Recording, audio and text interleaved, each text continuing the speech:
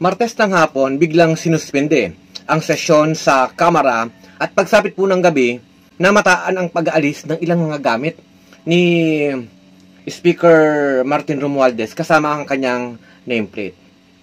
Alam nyo, hindi lang ito sapat na mag-resign, mga kababayan.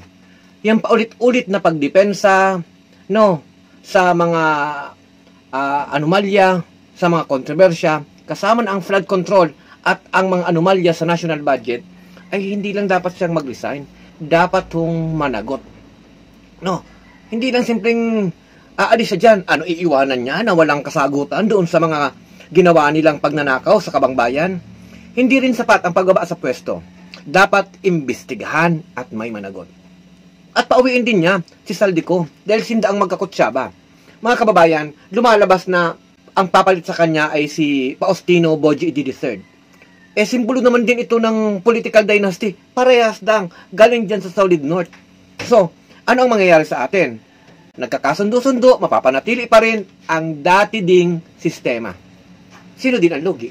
Tayong mga mamamayan at taong bayan.